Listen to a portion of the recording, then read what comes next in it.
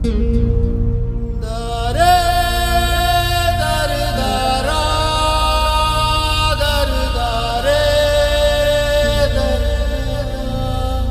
पास failure नहीं है वो सक्सेसफुल नहीं हो सकता, ना सक्सेस जान सकता है।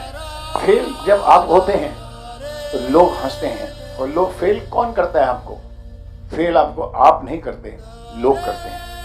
लेकिन आप फेल कब होते हैं? जब आप ये एक्सेप्ट कर लेते हैं कि मैं फेल हो गया। मैंने जिंदगी में आज तक कभी एक्सेप्ट नहीं किया कि मैं फेल हुआ हूं।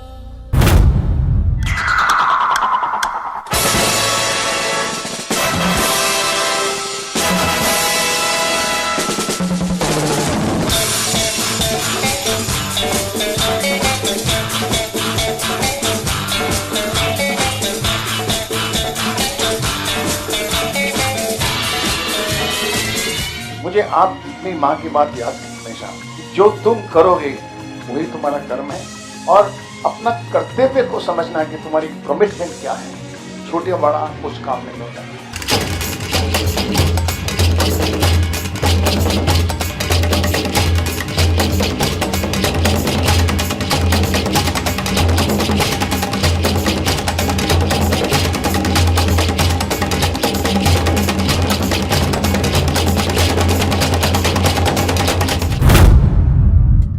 हरी बोलेगा तुम्हारी कहानी, जिसने तुम्हारी हर फतह, हर शिकस्त देखी है।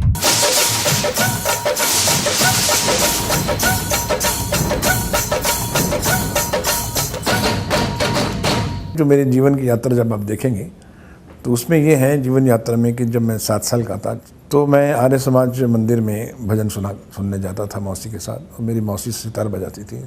नागपुर में मेरा जन्म हुआ, और फिर संगीत का मुझे शौक़ शुरू हुआ। मैंने सीखा नहीं, लेकिन जहाँ जहाँ संगीत होता था मैं ऐसे अट्रैक्ट हो जाता था, जैसे कि एक किसी भी चीज़ के लिए एक पक्षी कैसे अट्रैक्ट हो जाता है, एक बच्चा कैसे अट्रैक्ट हो जाता है। एक ऋतु आए, एक ऋतु जाए, मौसम बदले ना बदले नसीब। तो नाट्य में, नाटक में, संगीत में, पोइट्री में ये मेरा इंटरेस्ट 8वीं क्लास से शुरू हुआ। तो स्कूल में मैंने बहुत से मेडल लिए और शॉर्ट स्टोरीज लिखी, फिर ड्रामा किया, एक्टर बना। फिर कॉलेज में गया तो यूनिवर्सिटी लेवल पे मैंने बहुत ही गोल्ड मेडल जीते।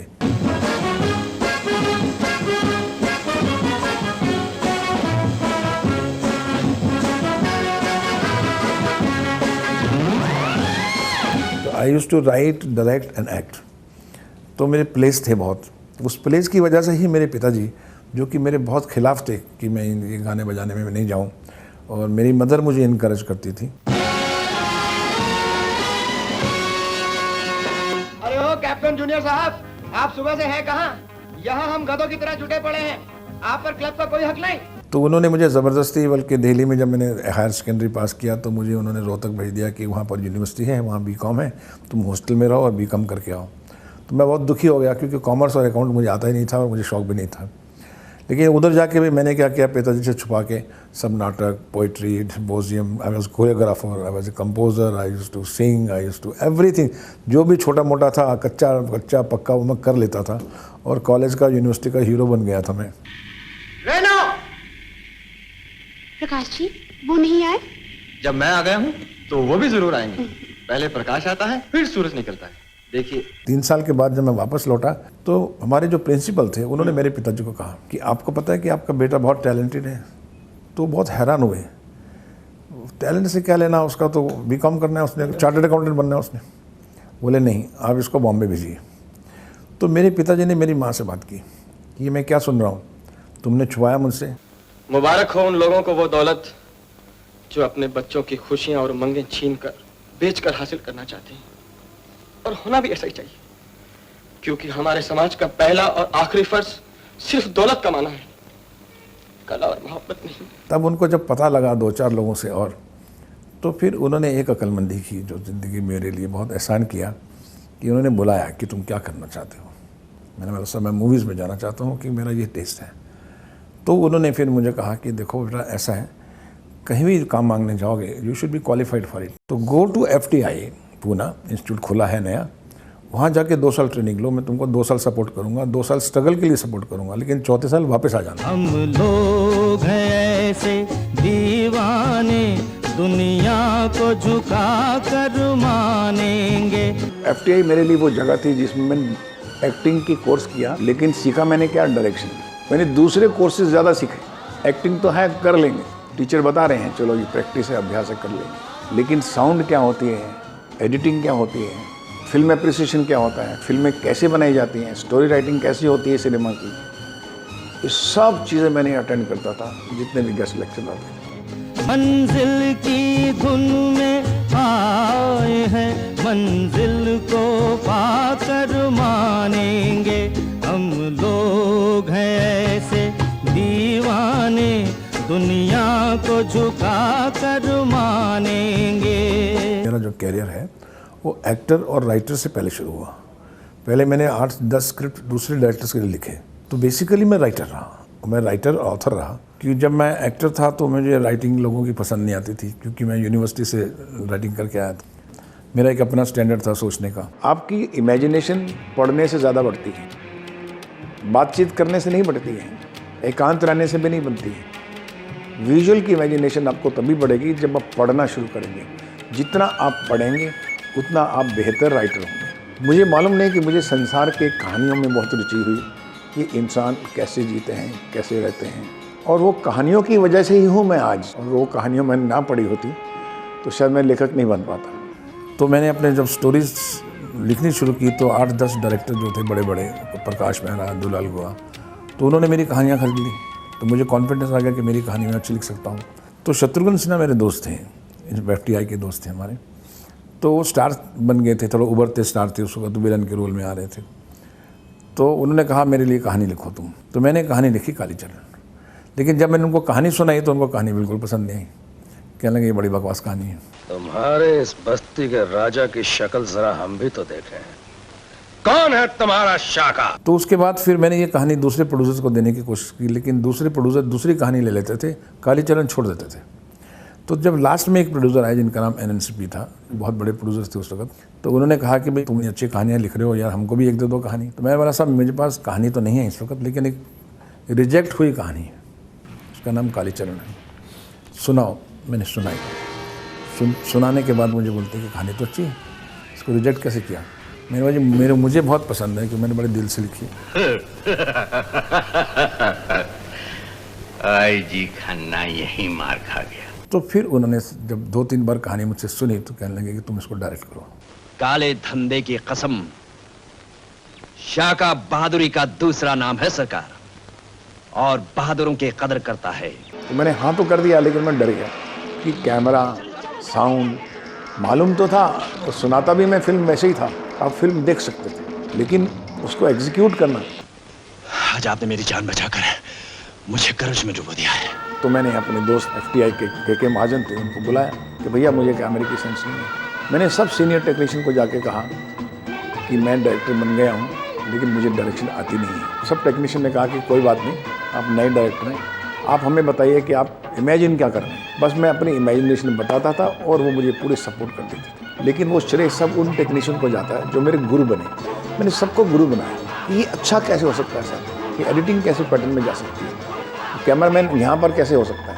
मैं ये इमेजिन करता हूँ, मेरी कहानी ये कहती है, मेरे कैरेक्टर्स ये कहते हैं, इनकी भावनाओं को मैं स्क्रीन पे कैसे ला सकता हूँ। ये सारा शहर मुझे लॉयन के नाम से जानता है, और इस शहर में मेरी हैसियत वही है जो जंगल में शेर की। जब फिल्म बनी तो उस फिल्म को बहुत बड़ी हिट करार दिया गया, और साथ में ये कहा गया कि ये टेक्निकली बहुत ब्रिलियंट फिल्म है। मगर ये मत भूलिए सेठ दीनदयाल कि जब शेर आदमखोर हो जाता है तो सरकार उसे अपनी गोली का निशाना बनाकर कुत्ते की मौत मार देती है।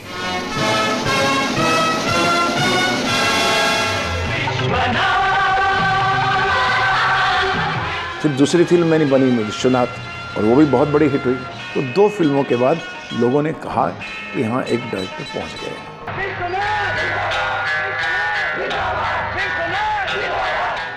उसके बाद मैंने तीसरी फिल्म गौतम गोविंदा और क्रोधी बनाई, जो मल्टी स्टार का फिल्म, बहुत बड़ी एम्बिशियस फिल्म थी, और मैं अपने आप को किंग समझने लगा। और जैसे ये 2 रिलीज हो गई, दोनों फ्लॉप हो गए।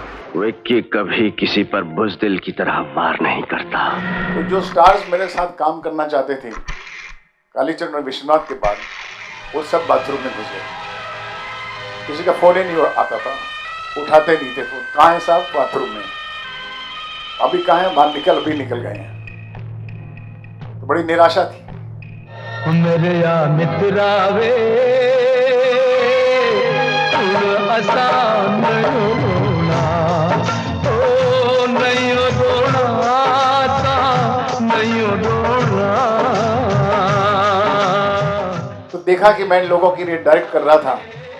अब मैंने इस अपॉर्चुनिटी को, इस फेलियर को एक अपॉर्चुनिटी बनाया और मैंने फिल्म प्रोड्यूस की 10,000 रुपये में बैंक में जमा करा के, और उस पिक्चर का नाम था कर्ज।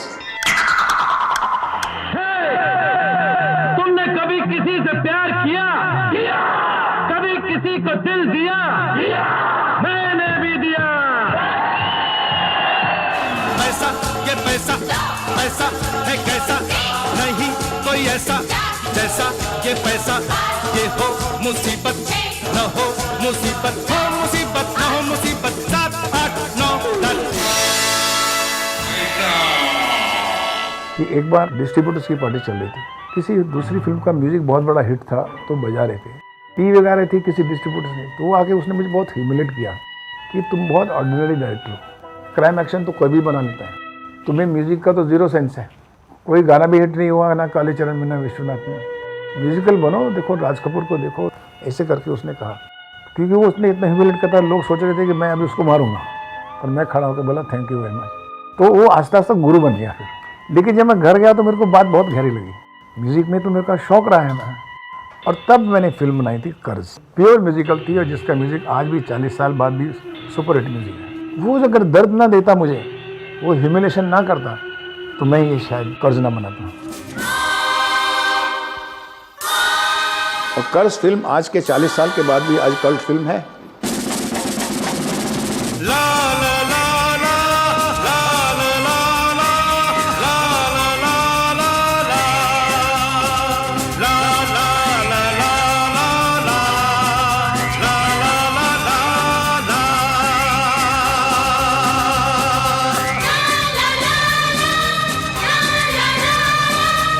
उस कर्ज ने जो है मुझे एक बहुत अच्छा नाम दिया। लेकिन कर्ज की तकदीर देखिए, जब फिल्म रिलीज़ हुई तो फ्लॉप हो गई। पहली मेरी प्रोडक्शन, किसी ने मुझे कहा कि ये फिल्म सुभाष तुमने 10 साल पहले बना ली, ये बहुत ही न्यू एज से भी आगे चली गई है। अगर आप मेरी पूरी यात्रा देखें मेरी फिल्मों की भी, तो मैंने कभी सुपरस्टार के साथ काम नहीं किया।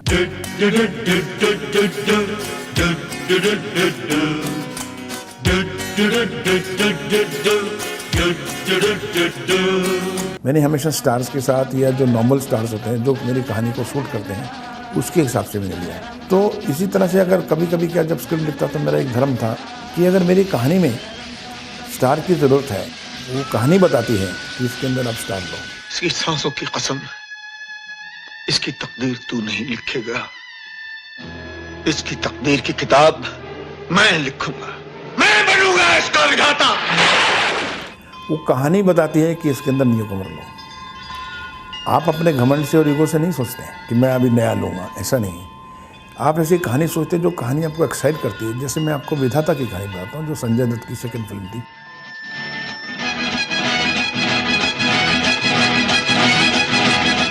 एक दादा और पोते की कहानी थी। तो दादा जो थे वो स्टार चाहिए थे, जो कि लीजेंड थे। दिलीप साहब के पास गया, मैंने अपने प्रोड्यूसर को कहा कि साहब जो पोते का रोल है वो नया ही होना चाहिए। दादू, इनके हाथ से तो पसीना आ रहा है।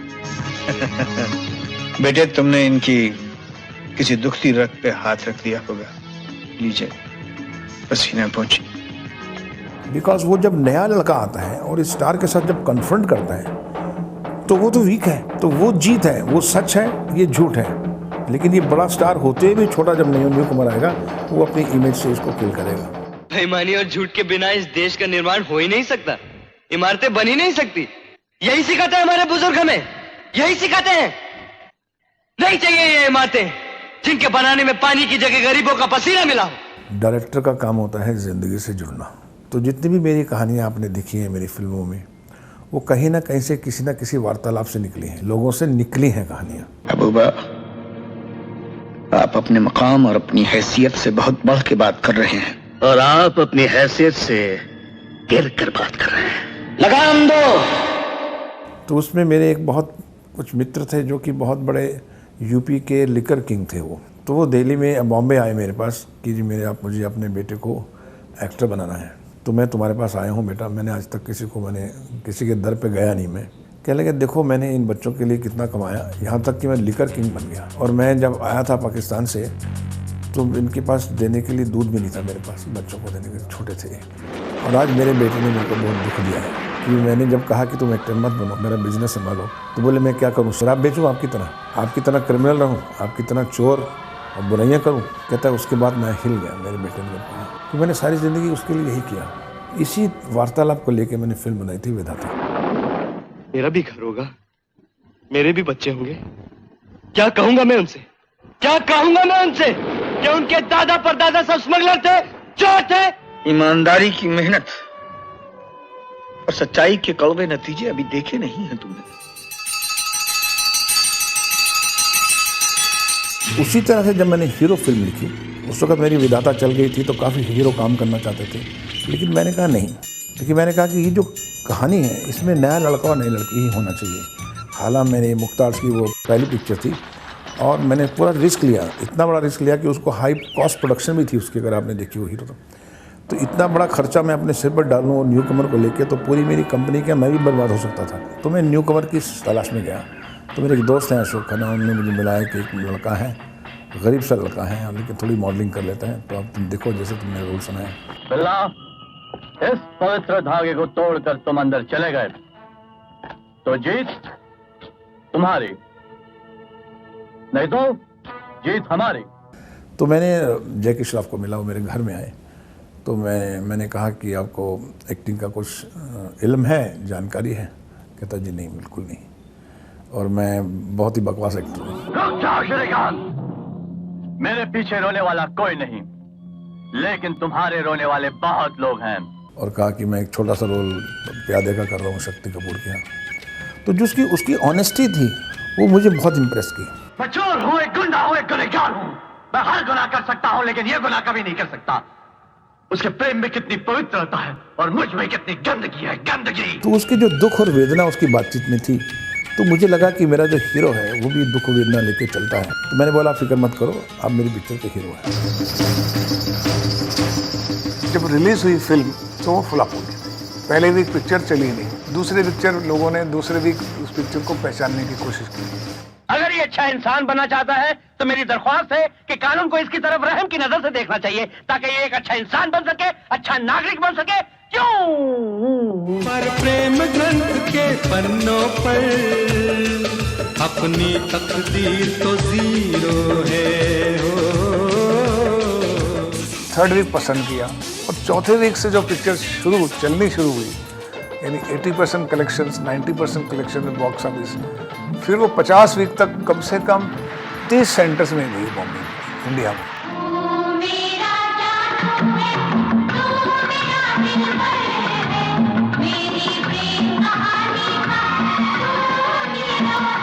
मुझे क्राइसिस से कभी डर नहीं लगा। सब मिट भी जाए, ख़त्म भी हो जाए तो क्या, मैं क्या लेके आया था, वो भय नहीं है मुझे। और ये भय तभी जाता है जब आपको कोई समझाने वाले लोग हों। मगर तुम्हारे लिए जिंदगी अब खेल नहीं है, एक जंग है, जंग। अपने माँ बाप के बताए हुए उसूलों के साथ साथ तुम्हें ये जंग लड़नी पड़ेगी और लड़नी होगी ये जंग। कई बार भय आता है और ये चलेगी नहीं चलेगी, बाद में चल जाती है फिल्म। तो हम सोचते हैं 1.5 साल हम परेशान क्यों थे, इतना भय में रहने की जरूरत क्यों थी।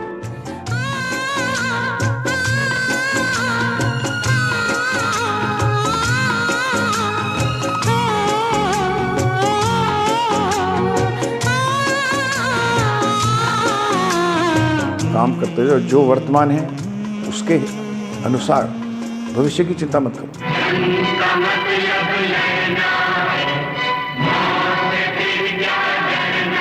मैंने कभी पैसे की परवाह नहीं की कि मनी मुझको मिलेगी। कि जो इंसान पैसे के पीछे भागता है उसको पैसा मिल जाता है, लेकिन उसको वो नहीं मिलेगा जो वो चाहता है।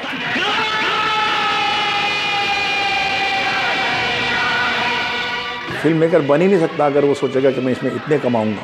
एक कहानी लिए उसको दिल से बना दीजिए। दिल दिया है जा भी देंगे ऐ सनम तेरे लिए।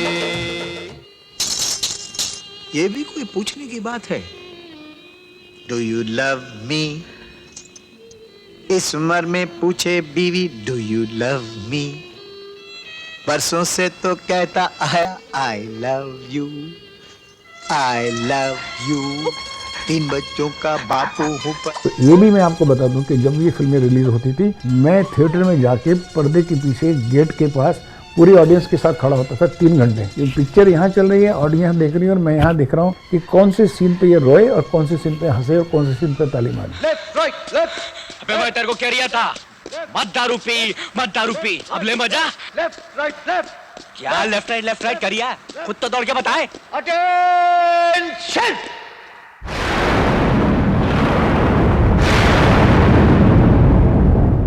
जब मैंने फिल्म बनाई कि बहुत बड़ी स्टार कास्ट की फिल्म थी उस वक्त, दिलीप कुमार और नसरुद्दीन शाह, अनिल कपूर, जैकी श्रॉफ, तो एक विलन चाहिए था इन चारों के ऊपर। तो जब 4 स्टार लेते हैं और उसके सामने जो विलन है वो तो गब्बर सिंह होना चाहिए था। लेकिन आपने देखा होगा कि योग शोले में वो गब्बर सिंह स्टार नहीं था, वो न्यू कमर था, इसीलिए वो गब्बर सिंह लगा। इसी तरह से नाट्यशास्त्र के व्याकरण में भी यही होता है कि वो कैरेक्टर नया पैदा होकर आना चाहिए, कहीं आकाश से, कहीं एक दिशा से निकल के आता है जो अपना ही एक रंग रूप लेता है और उसका भयंकर होता है। अमरीश पुरी साहब मेरी सब फिल्में कर रहे थे, लेकिन मैंने अमरीश पुरी जी को नहीं लिया। अमरीश पुरी जी मुझे कहने लगे, अरे तुम करना शुरू कर दो यार, मैं तो तुम्हारा आर्टिस्ट हूँ, मुझे नहीं ले रहे तुम, तो ये क्या कर रहा है लड़का? मैंने बात ये अमरीश पुरी प्ले कर रहा है। लेकिन मुझे इस वक्त एक नए वस्त्र की ज़रूरत है। कैरेक्टर्स मैंने लिखा है, उतनी पावर मैंने अपने स्क्रिप्ट में लिखी है, लेकिन जब मैं अनुपम जी को मिला एक होटल में, मैंने उसकी वॉक नोटिस की कि एक बहुत जैसे लहराते चलते हैं अनुपम जी, आज भी चलते हैं, है ना। तो जो लहराता हुआ विलन था ना, वो मुझे ऐसा लगा कि डॉक्टर डैंग जो है वो चला रहे हैं। खैर थोड़े दिनों की तो बात है, और मुझे क्या क्या चाहिए होगा मैं एक लिस्ट बनाकर भेज दूंगा।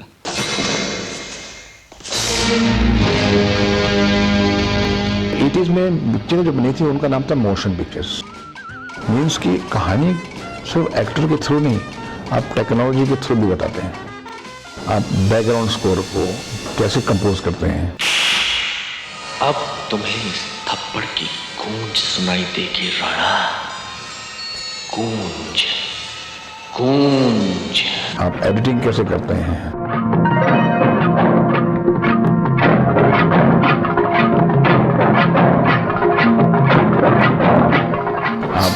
सिनेमाटोग्राफी आप कितनी खूबसूरत करते हैं और उस एम्बियंस में ले जाते हैं, क्योंकि सिर्फ हॉल के लिए बनी थी फिल्में। विश्व प्रताप सिंह है मेरा नाम। सिंह शेर को कहते हैं और विश्व प्रताप सिंह एक शेर की तरह जिया है और एक शेर की तरह ही मरेगा वो। बैकग्राउंड म्यूजिक में भी हम बहुत काम करते हैं और उसी शिद्दत से जो प्यारे जी ने बैकग्राउंड स्कोर बनाया कर्मा का, 150 म्यूजिशियन थे, 150 म्यूजिशियन के साथ पूरा क्लाइमेक्स का गाना और एंड का गाना चल रहा था।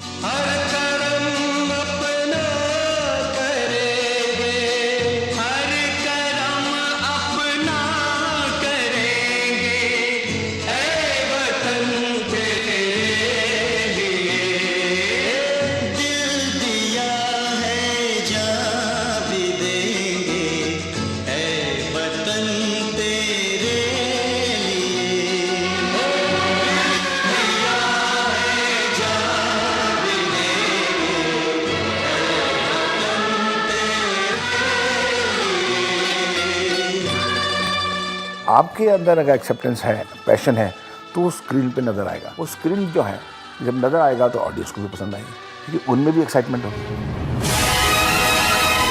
राम लखन एक जख्मी औरत के 2 हथियार हैं, उनसे दूर रहना बिशंबर, वरना तुम्हारा भी वही हाल होगा जो लंकापति रावण का हुआ था। राम लखन फिल्म जो है मेरे सिर पर अचानक ही एक इतवार संडे को मुझे बताया गया कि आप राम लखन बनाओ और इस फिल्म को 15 दिन में शुरू करो।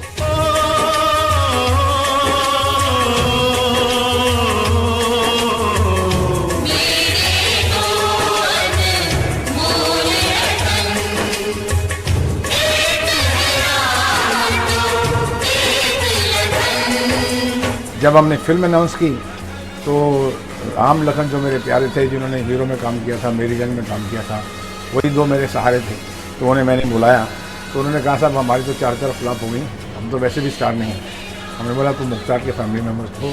क्या बीतेगी उसके दिल पर, क्या बीतेगी जब वो आकर देखेगी उसके 2 बेटे राम और लखन, जो उसकी उम्मीदें थी, उसके हथियार थे, उसकी शक्ति थी, आज कट चुके हैं, बढ़ चुके हैं। लेकिन उसमें हमारी जो सबसे बड़ी अनफॉर्चुनेट बात हुई कि जो टॉप के 3 डिस्ट्रीब्यूटर थे, बॉम्बे, दिल्ली और कैलकाटा, उन्होंने हमारी फिल्में छोड़ दी। ये आप फ्लॉप एक्टर के साथ पिक्चर बना रहे हैं, इसकी प्राइस हम आपको क्या दे सकते हैं। तो ये बहुत बड़ा चैलेंज था मेरे लिए कि राम लखन फिल्म एक बहुत स्टार जो हैं जिनकी फिल्में नहीं चली हैं उनके साथ फिल्म बनानी है, और ये लोकप्रिय नहीं हो रहे हैं अभी क्योंकि 4 फिल्में फ्लॉप हुई हैं।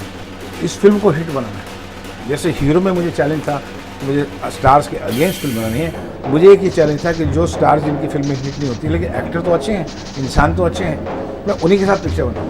तो मैंने इस जिद में राम लखन लिखी और राम लखन की शूटिंग 15 दिन के अंदर मैंने शुरू की।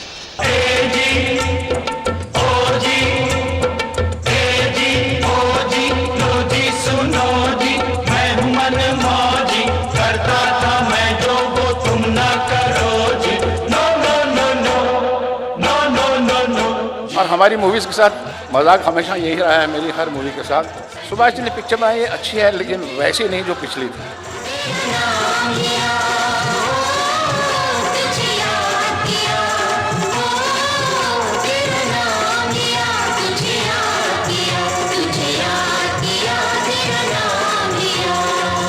सबसे बड़ा रोग क्या कहेंगे लोग, इस बात को कभी मत भूलिए। जो मैं हूँ वो मेरी यात्रा है, मेरी जर्नी है। मैं अकेला हूँ, अकेला पैदा हुआ हूँ, अकेला जाऊँगा, और जो मैंने करना है वो मैंने ही करना है। कोई चीज़ भी जो है मुझे रोक नहीं सकती, लेकिन करो नेक्स्ट तो और पावर से करो।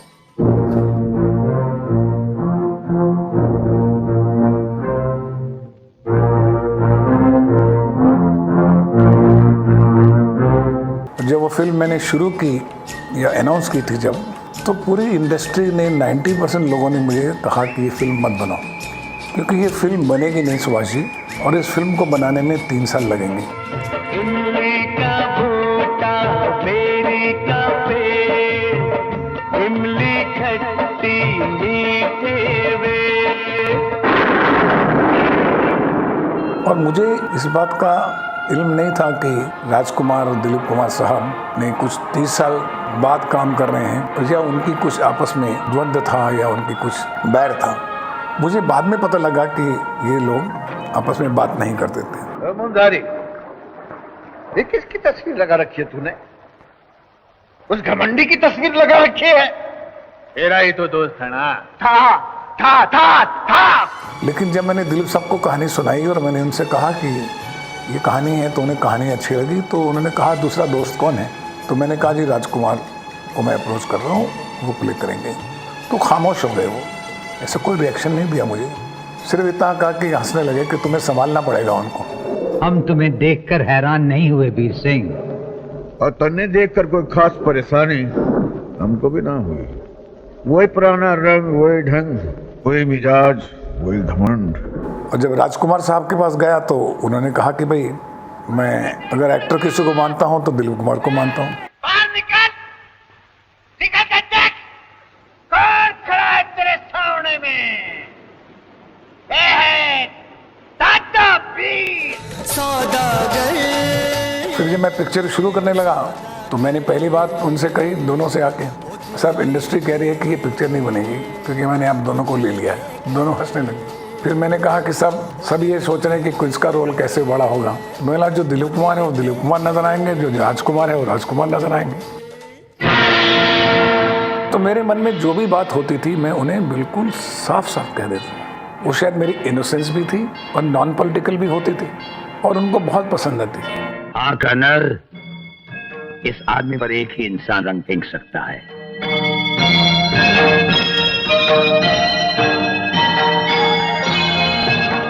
और उन दोनों को जो सबसे अच्छी बात मेरी लगती थी कि मैं अपने काम के प्रति बहुत मेहनत देता हूँ, और जब मेहनत आप करते हैं और ऑनेस्ट रहते हैं तो कड़क से कड़क आदमी भी, बुरे से बुरा आदमी भी, उसका दिल पसीज जाता है, नहीं यार इसका साथ देना चाहिए। मैंने उन दोनों का दिल जीता।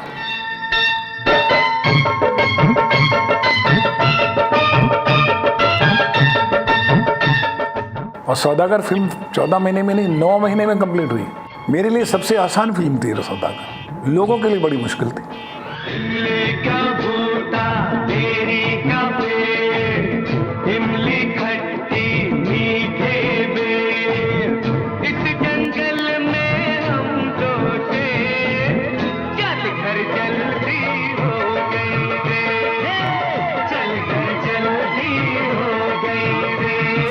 सबसे बड़ा शत्रु इंसान का ईगो है, अहंकार है। अहंकार किस वक्त उससे आप लोग दूर करते हैं, प्रेम करेंगे वो लोग नजदीक आएंगे।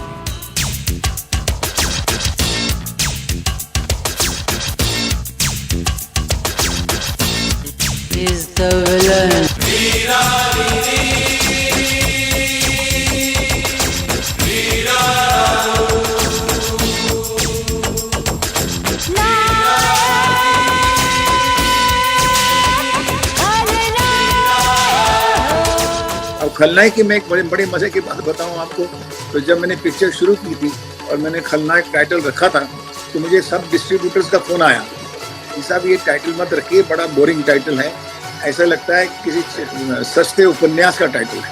तो मैंने उस वक्त मुस्कुरा के उनको ये कहा था कि रिलीज होने दीजिए, ये टाइटल ये बहुत बड़ा टाइटल बन जाएगा कि लोग सोचे कि क्या है इसके अंदर।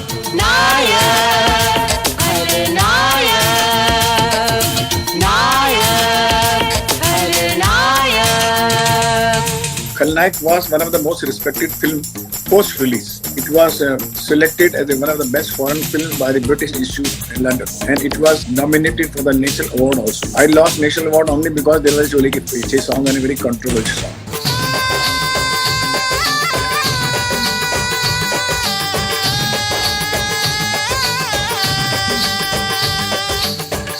उधर से हमारा जो म्यूजिक रिलीज हुआ, वो पहला गाना ही चोली के पीछे, वो विदिन 1 वीक 1 करोड़ कैसेट बिके।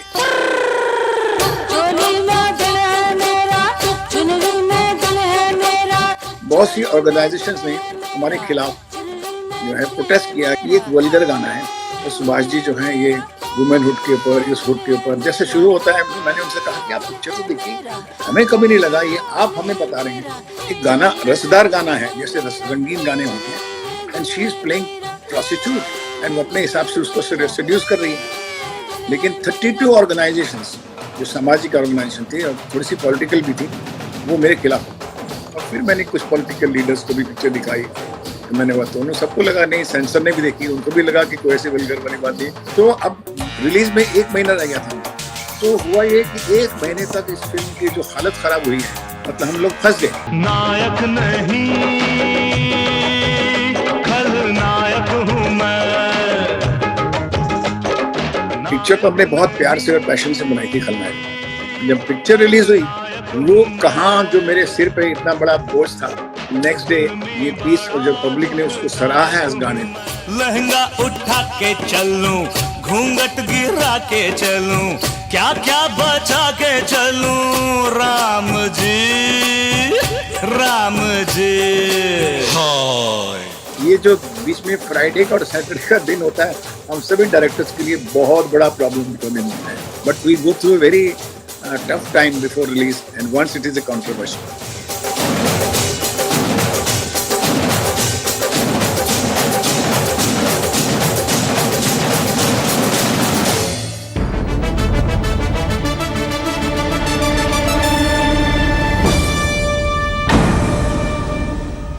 मैं ये समझता हूँ कि मैं बहुत ही सिंपल और साधारण सा आदमी हूँ, क्योंकि मैं बड़ी बेसिक और प्राइमरी नीड से मैं जिया हूँ।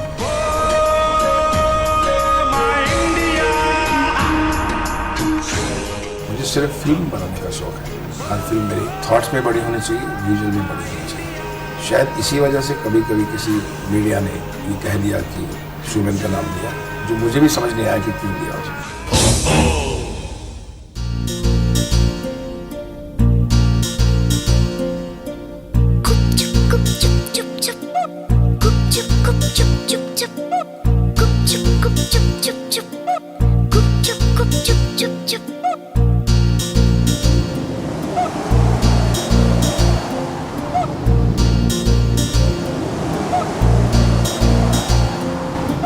तब उसने मुझे बताया कि जो आपके शोज होते हैं, जो आपकी फिल्म होती है, वो लार्जर देन लाइफ होती है and we expect a grand show from you.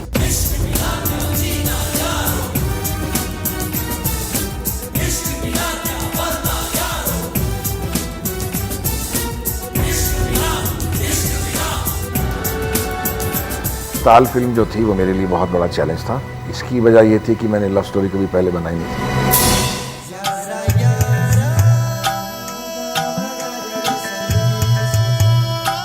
मैंने कभी जब रहमान को ताल में लिया तो मैंने कभी ये नहीं समझा कि वो न्यू कमर है, क्योंकि मैं समझता हूँ जब मैं खुद ही न्यू कमर हूँ तो एक न्यू कमर दूसरे न्यू कमर के साथ काम कर रहे हैं, तो हम उस स्पिरिट से काम करते हैं कि ये हमारी पहली फिल्म है और इस फिल्म में हमें पूरा जोर लगाना है कि हम कितना अच्छी फिल्म बना सकते हैं, कितना अच्छा म्यूजिक दे सकते हैं। उसकी कंपोजिशन बहुत चैलेंज होती है, क्या होगा उसको पिक्चराइज मैं कैसे करूँगा, क्योंकि आपने कभी भी गाना देखा हो, कभी वो शोर से शुरू नहीं करेगा, वो बहुत ही परकशन से शुरू करता है, बहुत आहिस्ता आहिस्ता आहिस्ता आहिस्ता गाने की अरेंजमेंट में और गाने की बहाव में वो बहता है। आधा गाना तो उसका पैसे ही स्लो होता है। If you look at all my music with Rahman, every shot speaks his sound and every sound speaks my shot. You will never say mismatch of the sound with my visual. That is why we are together the best.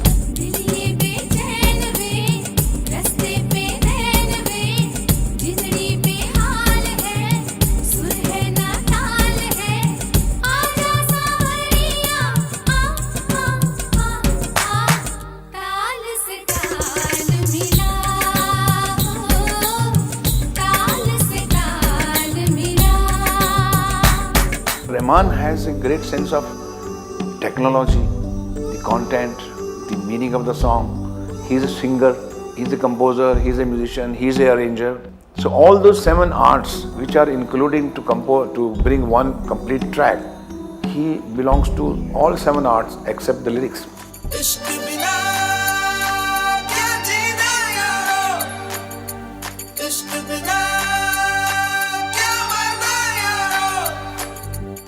He likes to challenge himself, and he sometimes he likes his composition, then he dislikes it, then he goes on changing. He goes on playing with it. That's what I have experienced with him.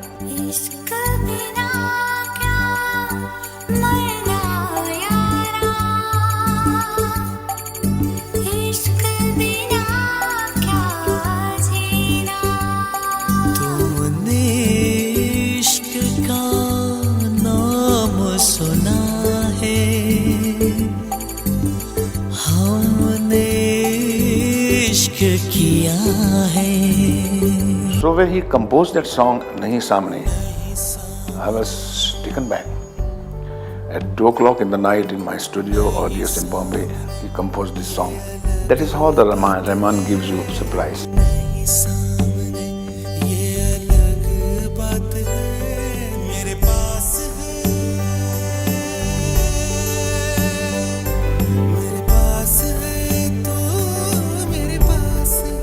जितना मैंने ताल film को बनाने में मुझे आनंद आया और जितनी मुझे सेटिस्फेक्शन इस फिल्म को बनाने में लगी कि मैं कोई भी चीज़ इसमें आर्टिफिशियल नहीं कर रहा हूँ। हमारे पूरे यूनिट ने मैंने पूरे दिल से बनाई।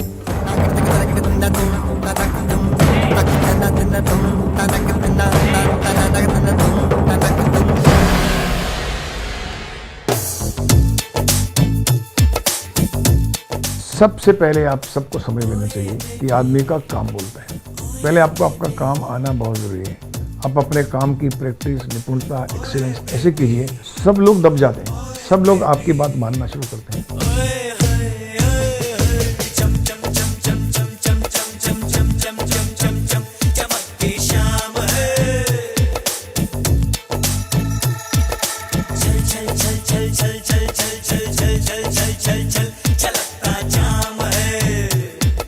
मुझे एक बात हमेशा याद आती थी, मेरी माँ की बताई हुई, दीवार पे चढ़ती हुई चींटियों को देखो। जब दीवार पे चढ़ती हुई चींटियाँ हमेशा गिरती हैं, फिर चढ़ती हैं, फिर चढ़ती हैं।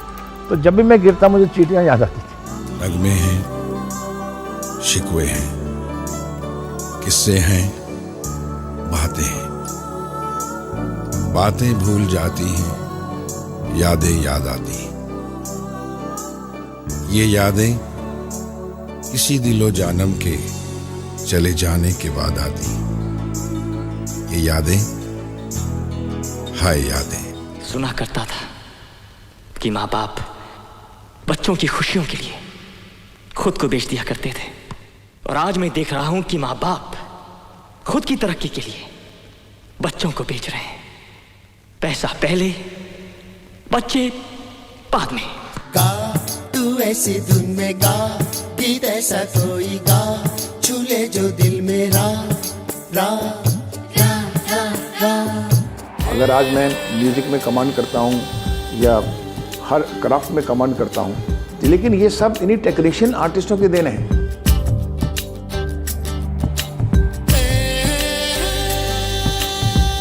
ये सब लोग मेरे गुरु थे, इन्हीं से सीख के मैंने इन्हीं को बताया कि देखिए है। चाहे वो लक्ष्मीकांत प्यारेलाल थे, उनसे म्यूजिक सीखा मैंने, ट्यून सीखी, प्यारेलाल जी से ऑर्केस्ट्रा सीखा मैंने, इंस्ट्रूमेंट की पहचान सीखी, बख्शी साहब से मैंने बोलों का लिरिक्स राइटिंग के आर्ट सीखा, और सीखना आज तक मैं सीखता हूँ। अगर आपके अंदर स्टूडेंट मर गया है तो आप मर गए। आखिरी सांस तक आपके अंदर स्टूडेंट जिंदा होना चाहिए, विद्यार्थी।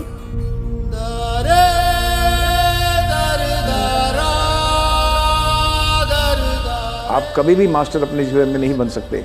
मास्टर आपको लोग बनाएंगे आपके मरने के बाद।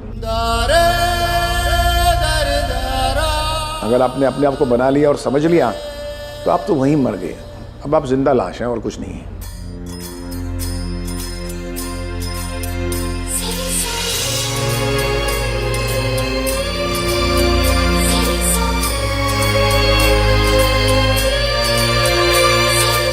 डेली मैं कुछ ना कुछ एक्सप्लोर करता रहता हूँ और मुझे लगता है बहुत कुछ करना है।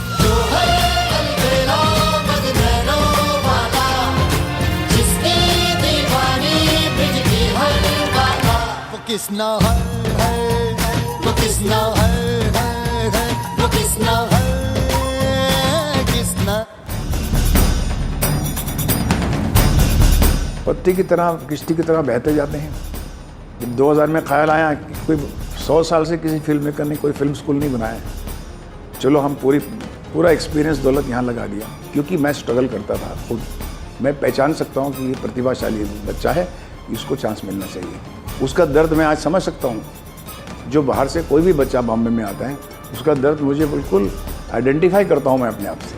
तो ये बदलाव जो मैं लाया, या हम लाए, मैं नहीं कहूँगा, एक पूरा हमारा परिवार है टीचर्स। अच्छे से अच्छे हमारे फैकल्टीज़ हैं, बाहर से भी आती हैं, यहाँ से भी हैं, और हम उसमें एजुकेशन फिलॉसफी क्या है उस पर बहुत जोर देते हैं। ग्रूमिंग चिल्ड्रन, स्किल डेवलपमेंट उनकी कैसे होनी चाहिए, समझ कैसे उनकी बढ़नी चाहिए, ताकि आपके बच्चे, हमने उनको ये समझाते हैं कि हमारे हिंदुस्तान में 10,000 कहानियाँ हैं। प्लीज़ बाहर की कहानियाँ मत लाओ, अपनी कहानियाँ दूसरों को सुनाओ। अब दूसरों की कहानियाँ हमें सुनाते हो, हमारे पास इतनी कहानियाँ हैं। आप अपनी संस्कृति, अपने भारत के बारे में, अपने भारतीयों के बारे में, अपने इश्यूज़, अपने रूरल, अपनी ज़मीन से जुड़ी हुई जितने विषय हैं उनके बारे में बताओ। ये शिक्षा हम इनको यहाँ विश्वविद्यालय में देते हैं। तो मैं ये समझता हूँ कि आने वाले 10 सालों के अंदर जब आप फिल्मों का कलर देखेंगे तो आप देखेंगे कि हिंदुस्तान की फिल्में बाहर के देशों में बहुत इज्जत कमाएंगी। क्योंकि जब हम अपने देश की और अपने जड़ की बात करते हैं तो ही हमें प्राथमिकता मिलती है। तो एक इतना बड़ा इंस्टीट्यूट क्या चेंज नहीं लाएगा?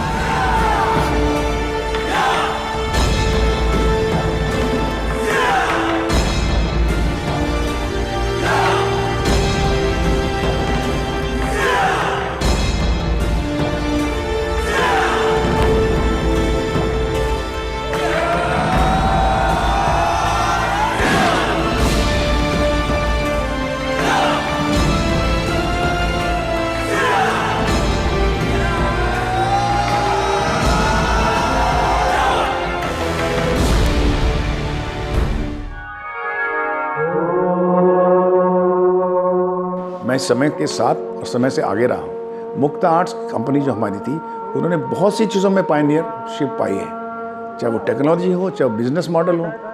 हम हमेशा यही प्रयत्न रहा है कि किस तरह से इस सिनेमा को हम आगे ले जाएं, कौन कौन सी ऐसी दोष हैं वो निकाल दिए जाएं और अच्छी चीज़। मुक्ता आर्ट्स ने पहली बार इंश्योरेंस की, फिल्म ताल की, बिजनेस में पहली बार IDBI ने फाइनेंस लोन किया, इंडस्ट्री को इंडस्ट्री कहलाया, और 2001 में हम लोगों ने कॉर्पोरेटाइजेशन किया। और आज तक हमारी कॉर्पोरेट, जिसमें सिनेमा थिएटर्स भी हमारे हैं, डिस्ट्रीब्यूशन हमारा है, एजुकेशन हमारी है, प्रोडक्शन हमारी है। और एक कॉर्पोरेट कल्चर की तरह, ट्रांसपेरेंट कंपनी की तरह हम चलते हैं।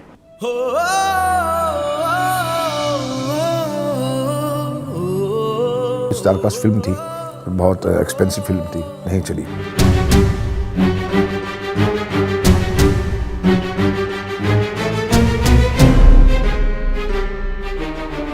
सब दोस्तों ने मुझसे ये कहा, ऑडियंस ने भी कहा कि अगर ये कहानी भाइयों की कहानी, हिंदुस्तान की कहानी होती तो शायद ज़्यादा होती, क्योंकि आप उसको सिम्फनीज में ले गए, यूरोप लेके चले गए, पूरा वो एटमॉस्फेयर की इंटरनेशनलाइज करने की कोशिश की। जब इंटरनेशनल सेंसिबिलिटी की तरफ आप फिल्म बनाना चाहते हैं तो जो इंडियन सेंसिबिलिटी है, जो हमारी मासेस और क्लासेस हैं, वो वहाँ से पृथक हो जाती है, अलग सी हो जाती है।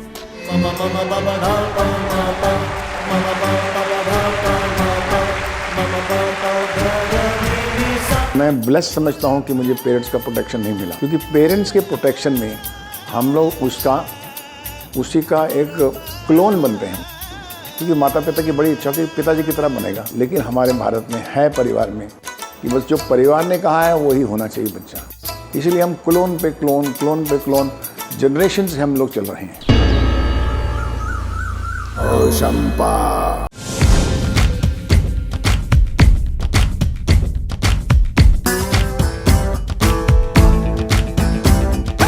फिल्म तो मेरा हमेशा पैशन रहा है और फिल्म ही मेरी लिए ज़िंदगी है। और मैं जब तक पैशन के साथ फिल्म नहीं सोच लूँ तब तक मैं बनाना नहीं चाहता। एक दो बार मैंने एक्सपेरिमेंट किया है कि मैंने स्टारकास्ट के साथ फिल्म बनाने के लिए बना लो, लेकिन वो फिल्म बनती नहीं है। फिल्म वही बनती है जो दिल को छुए, जिसका सब्जेक्ट, जिसकी स्टोरी, जिसके कैरेक्टर्स जब आपके दिल को छूते हैं तो वो पब्लिक के दिल को छूते हैं। इतना बड़ा जहां है, चलो ढूंढ लाए उसको, सारे जहां से अच्छा वो हिंदुस्तान है। और ये कॉन्सेप्ट जब मैंने सोचा कि आज जो युवा है हमारे भारत का, वो कितना दर्द लेके बैठा है, क्योंकि उनके माँ बाप ने उस हालात को हालात समझ के उन्हें समझा दिया है। जो हो रहा है हम क्या कर सकते हैं। तो एक लड़की है 20 साल की, उसको किसी की परवाह नहीं है, और एक मुकाम ऐसा आता है जब वो आस्ते आस्ते रियलाइज़ करती है कि ये एक दुनिया है जिसमें मेरा जो लवर है वो भी फंस गया है, मेरे माँ बाप भी फंस गए हैं। ये लोग कौन हैं? ये लोग एक पॉलिटिकल सर्कल है। एक ही लड़की अपना मिशन बना के बिना किसी की हेल्प लिए वो उनसे लड़ती है और वो फिर करके दिखाती है, and she becomes the women of the nation.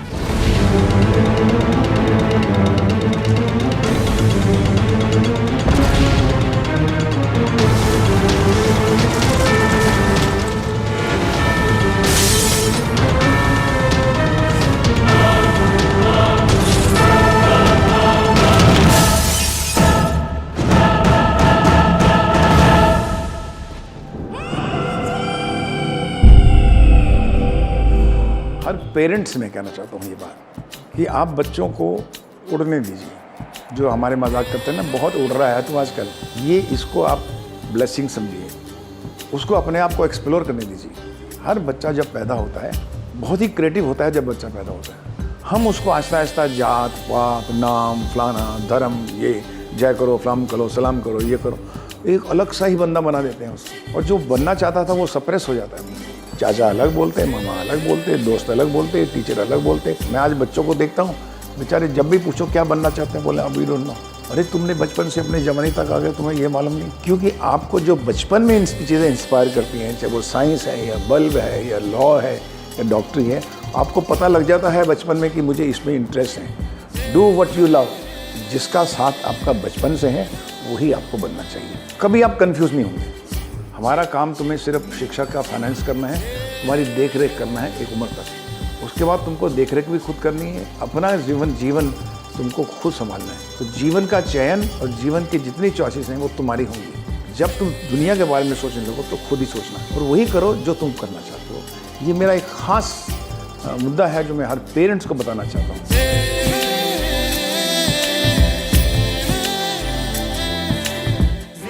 If you remain a student of life, one life is not enough for you to accomplish yourself.